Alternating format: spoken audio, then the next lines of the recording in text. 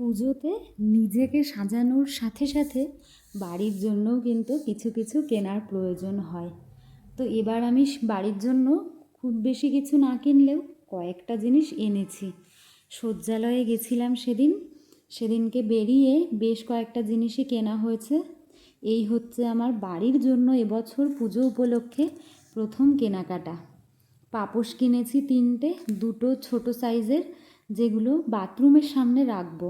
বাথরুমের সামনে আমার এখন আছে অন্য পাপোশ, কিন্তু জল আসলে না ভিজে ভিজেই থাকে, পাপোশটা শুকিয়ে যায় না। আমি চাইছি এমন একটা কিছু রাখবো যেটাতে ভেজা থাকলেও পায়ে সেই জল লেগে যাবে না। তো আপাতত তো এটা আনা হলো, দেখা যাক এটা কেমন হয়। আর একটা বড় সাইজের, যেটা আমি বাড়িতে ঢুকতেই আমার বড় যে গেট, সেই গেটের পাশে রাখবো। ঘাসগুলো কিন্তু বেশ আরামদায়ক, পায়ে লাগছে না। দেখে মনে হতে পারে যে এগুলো পায়ে ফুটবে বা হিংবে, সেরকম কিন্তু কোনো ব্যাপার নেই।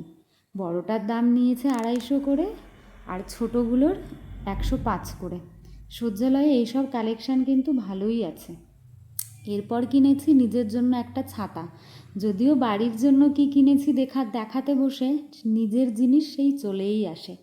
বারাণসী গিয়ে আমার প্রিয় ছাতাটা আমি হারিয়ে ফেলেছি। কোথায় যে রেখেছি মনেই করতে পারলাম না। তো যাই হোক, এটা আবার নতুন করে কিনলাম। তবে আমার ওই ছাতাটা না নিচের দিকে খুব সুন্দর নেট নেট কুচি দেওয়া ছিল, সেম পেলাম না, এটাই আনতে হলো।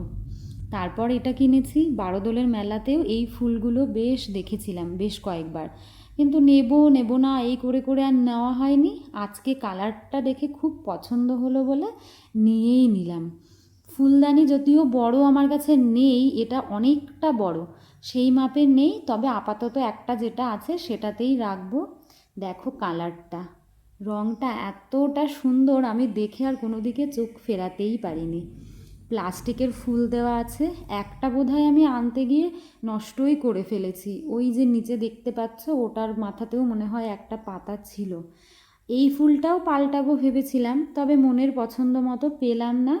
আপাতত ধুয়ে এটাকেই রেখে দেবো, এই যে এটা। পরে আবার এর জন্য আর একটা সুন্দর ডিজাইনের আনবো, অনলাইনেও দেখবো ভেবেছি। এই ফুলটা এবার ওই কর্নারটাতে রাখবো, দেখি এই দেওয়ালের কালারটার সাথে কেমন ফুটবে, সেই অনুযায়ী আমি আর 2-1টা আনবো। এই যে আমার দেওয়ালের এই কালারটার সঙ্গে খুব সুন্দর লাগছে। আজকে এটুকুই, পরে আবার বাকিগুলো দেখাবো।